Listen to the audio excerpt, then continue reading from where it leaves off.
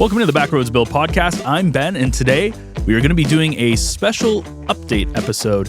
Of course, the Saturday that just passed was the annual Mattawa Canoe Race, and on our last episode of Backroads Bill podcast, we did have Brian Taylor on, who was a big part of organizing that race for many, many years. And so myself, along with my coworker Mykayla, took on the 64-kilometer gigantic task, and we obviously survived. But the real question that everybody wants to know is, how well did we do? Well, strap in because you're about to find out.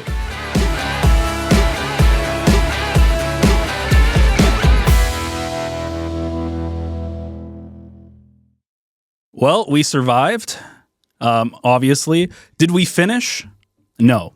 Did we get close? Absolutely not.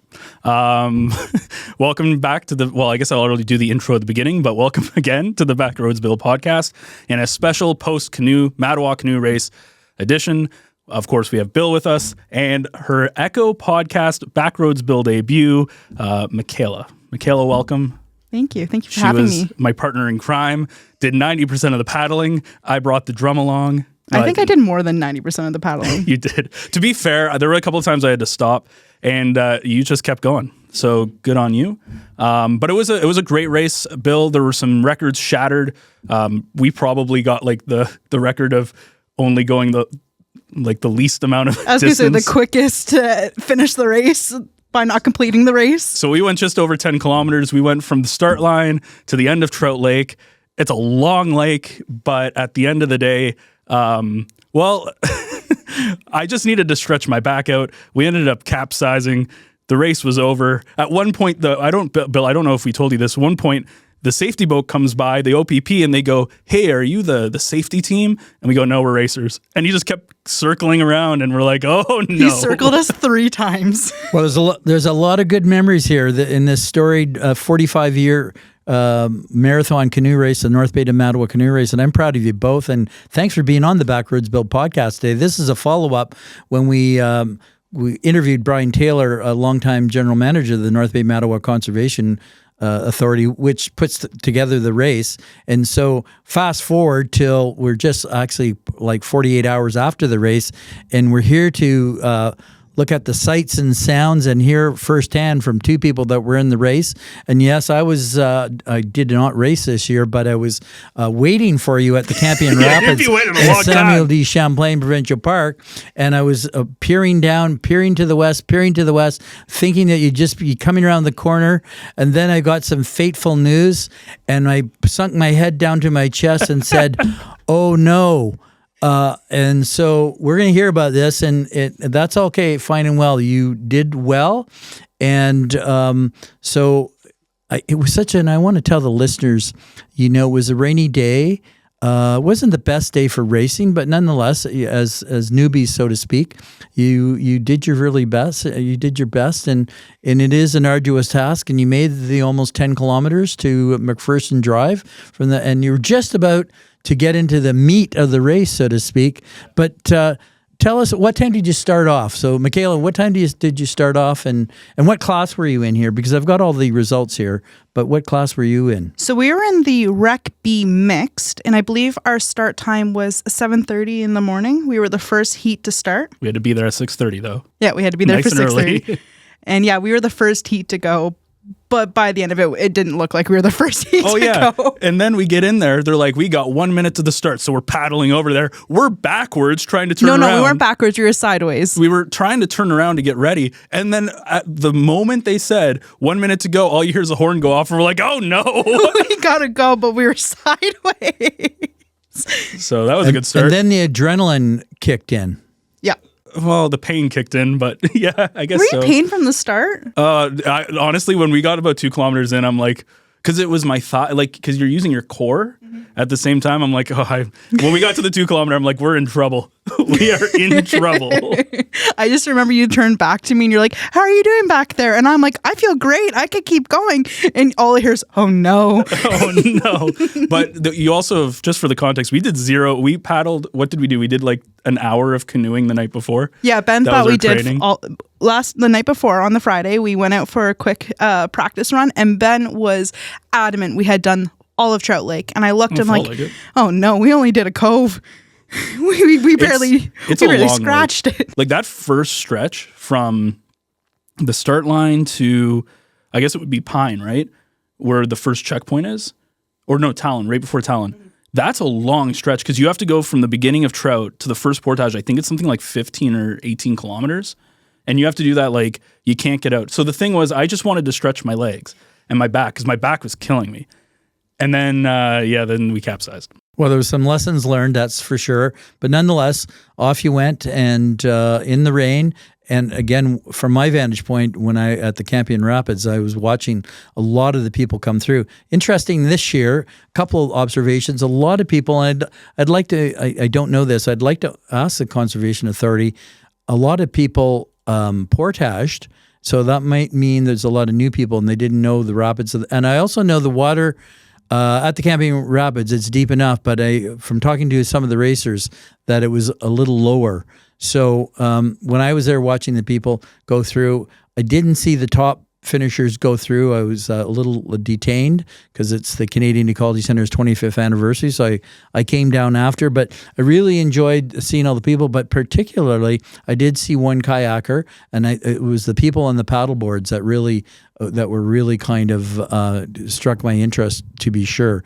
So I don't know. Did you see them go off? Yeah, there was 2.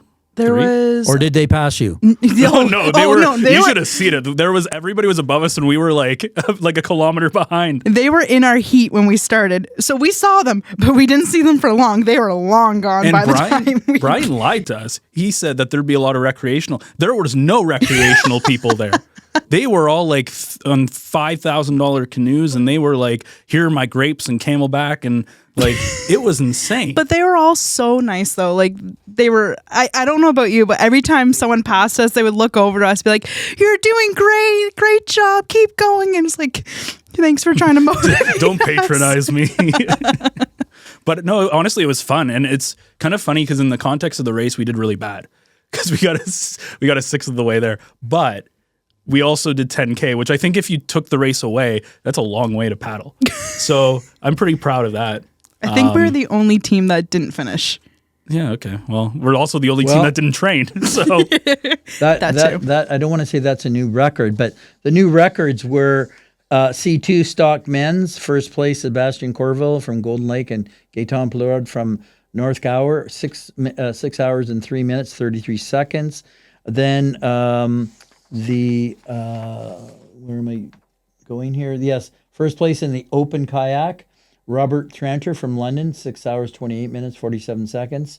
And then the paddleboard guy, Tim Oliver from Clarksburg, 7 hours, 5 minutes, 42 seconds. And that's really impressive. Anyone that goes into the race, it's impressive. Finish or not, I can tell you often people going through the last checkpoint, which is at Samuel D. Champlain Provincial Park, they have a little cubicle there, and it's actually at the portage, at the west end of the portage, because they actually have binoculars, and as you come through the Swift there, they shout out the numbers, then some come to the portage, and some keep coming and run the rapids. But often people on shore will say, "Oh, I did it once," or I'll do it next year. And so that's how it goes, because it's a kind of badge of honor. So you got a partial badge of honor by starting out. But nonetheless, the North Bay Mattawa Canoe Race is in the books now. And what was going through your mind, Mykayla, when you're going along, just knowing, and both of you have such good attitudes. To be honest, I was a little hesitant about coming into the studio today because I didn't know how you two would be faring. Well, I knew you were alive, but I just didn't know, because you're not married or anything, but you're colleagues and things. But anyway, what was going through your mind when you're going down the lake? And I must say, I can tell you from experience, I don't like paddling that Trout Lake section. I don't know what it is. It's open water, and there's lots of development. Obviously, it's just not so the start of that. Whether I paddle it recreationally or in the race, and at one time we did hold the Voyager canoe record, which was smashed by a group from Parry Sound after the fact. But nonetheless, tell us what you're thinking. Yeah. So I was actually the one in the back steering the boat. So a lot of it was just trying to make sure our boat was going straight, and also just trying to make sure there's a point in time where I was actually trying to keep us towards the edge of one of the islands, trying to keep us out of the wind and out of the big waves, because those waves were big when we were going through trout. And so I was trying to focus on that, but I also knew Ben was kind of struggling at one point. So I was mostly just trying to encourage you to keep going. And it's like one lake at a time, buddy. We're going to do this one lake at a time. So I was trying We did it one lake at a time, yeah, that's for sure. literally one lake at a time. We're going to just restart where we were. So a lot of it was just focusing on trying to get the boat to go straight, but also just trying to encourage my teammate here to keep going. 'Cause like I said, I knew you were. Oh, I was doing it. You were struggling. This was what's going through my head. Just keep going. Dude, I'm telling you, like, I was like really tired. Yeah. Because it's a lot. Like, it's a full body thing, and I didn't train for it. Like, I've been doing a lot of cardio and stuff, but it's like, and especially where I was at the front, like, because it's like really tippy. It was a lot of like your hip flexor and the top part of your thighs. And I was still kind of like slightly sore from the night before because I never did it before. So it's kind of like if you ran a marathon and you don't run and then you just you're at a point where you're just going, you know, and you're like, I don't think that's why when we got out, I fell in the water because my legs were like jelly. Well, people need to remember that the top finishers are paddling a little less than 11 kilometers per hour, and then the others following, whether 6, 7, 8, 9, 10 hours, doesn't matter, that goes up. But still, it's that constant motion of stroking and changing sides. If you do that, and that's part of the trick if you're racing in a tandem situation and solo as well. So were you doing any of that changing sides? Yeah. Going down the race and down the way? No? Okay. Nope. Were you zigzagging? Oh, you might have been. I was just you changed sides like only because I physically on. couldn't keep going on the other side. Because I was going to say, I was changing sides to make sure I could, because I remember hearing one of your biggest feedback was, or your biggest tip was to just keep paddling, don't stop. So I was very adamant of like, I got to switch sides just so I could keep going and give my other side a little bit of a rest. So I did switch sides, but I'm going to say, not only is that race physically challenging, it's also mentally challenging.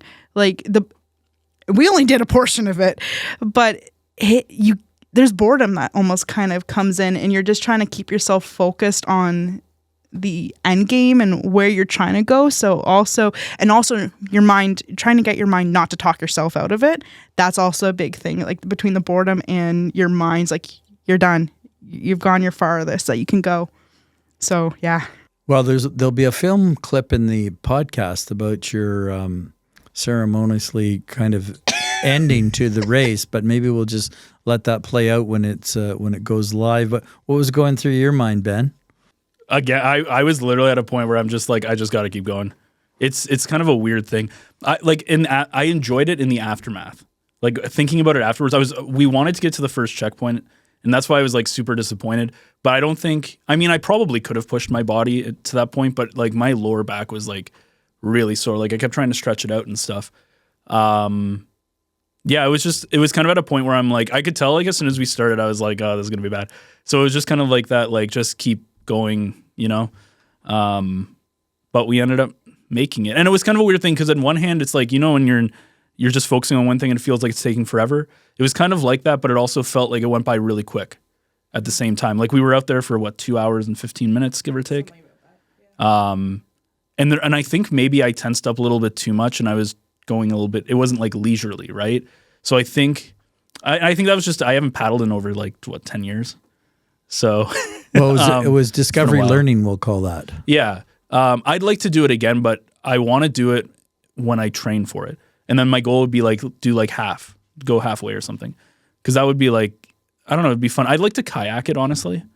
I think kayaking it would be fun because it's something you can train by yourself. The thing is, when you're canoeing with somebody else, you'd have to train with them.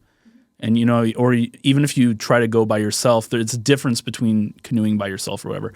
I think kayaking it would be cool. Well, kayaking, there's an additional challenge of carrying your kayak.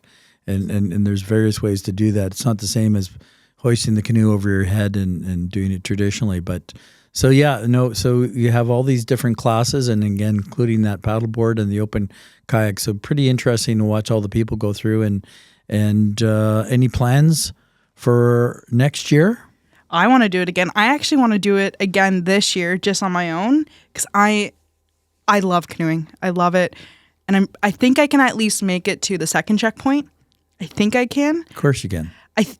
I will say the adrenaline after the race was talking. It's like, oh, I could do the whole thing, and I'm like, now that the adrenaline's gone and like reality's hit, I'm like, I don't think I could do the full thing right now. But I think if I like you said, if I train, I think I could do it. Oh, we definitely can do it if you train. But you also don't know how long that is, because it's like, how long is 64 or 30 kilometers? You know, like, it's easy to think about that when you walk, but it's like, how long does it feel when you're in there? And it's just like, I think it was interesting because I think we made good pace in terms of like when you're like, hey, we're 5 kilometers through. Only when I say like, and we were in last place. I don't think we made a good pace. I'm not talking about the race. Of course, we sucked when it came to the race. I'm talking about like the whole thing. When you're like, hey, we went 5 kilometers. I'm like, that's pretty good, because I used to run like 6, 7, 8 kilometers, and that felt like a long period of time. So I don't know. It was kind of an interesting correlation. So we'll say you got your feet wet in more ways than one, and the race for 2024 is in the books now, and that's, I guess, from the Backroads to the Backwaters, and we'll look forward to more things from the Backroads on this podcast. Any final thoughts? I would definitely do it again, but I do actually really want to do it again. But I really want to like train for it and take it more seriously. I think we could have done the recreational one, the 13K. Oh, 100%. We definitely could have done that. Yeah. So I think that would have been well, if it wasn't for the content, because we made some good content. If it wasn't for the content, I think we should have done the 13K. So content aside, we'll look forward to perhaps you registering for the shorter race to get your feet wet again. Mm-hmm. Perfect. I also just want to say, like, Paula and the rest of the organizers for the race were absolutely fantastic. And like I said, all the racers, they were so kind and so encouraging, knowing that there were some newbies out there. And we weren't the only newbies. There were so many out there. So just a big shout out and a thank you to them for like welcoming us both into the race. We're not going to bring as much stuff this time. No, that was the other thing. Backroads Bill has some camp badges for you. It doesn't have them in his pocket right now, but you'll both We're get one. We're going to get badges? Yeah, for sure. This alongside my Girl Guide episode we did with Lisa, I'm going to have so many badges. Yeah. High honor. Well, big thank you to Mykayla for making her Echo podcast debut. Also dealing with me on Saturday for about 2 hours and 15 minutes as we made it across what I didn't realize Trout Lake was that long, but it is quite a trek. But we did make it. Not the greatest conditions. It was kind of choppy, but the wind was at our back, so it really wasn't as bad as it could have been. Of course, a big thank you to Paula and all of the volunteers who made that event happen. It was a lot of fun. Big shout out to the OPP who were there asking if we were the racers or the safety crew, and we're making sure we were safe. So a nice little shout out to them, as well as the actual safety crew who were patiently waiting for us at the 10 kilometer mark. But overall, honestly, it was still a lot of fun, and there's so many people who come in and take the trek to North Bay for this race. It's a great area. It's challenging. You got a lot of portages. And obviously it's one of the most unique races that you're going to find in Ontario and possibly also in all of Canada as well, as people come from all over the world to race in this event. And maybe next year, we'll see, maybe do the 13K race. I don't know. Maybe go in the whole 64 again. We'll see. We'll just see if every year we try to get a little bit further, we'll have to mark our progress there. But maybe we should actually practice this time. That might help. If you enjoyed today's episode, you can find new episodes of the Backroads Bill podcast on all of your favorite podcast players and at NorthBayEcho.ca, the video version, which you can also see where we kind of fell. If you're listening to this episode, we have kind of funny footage that Dave Dale, our content director, got of us capsizing, and we use that in quotations, capsizing. You can check that out, the video version, on our North Bay Echo YouTube channel. And of course, you can also head over to NorthBayEcho.ca to check out all of the other local podcasts we offer. Go with a wide range of genres and topics. We, of course, have our original content we produce, but we also have some independent podcasts on there as well from some very talented people who are local here in North Bay. So check out everything that's available on the website, and of course also our newsletter, Echo Essentials. It's free to sign up and keeps you in the loop of our great community. And that is all for the show this week. Join us again next Wednesday for another Backroads adventure.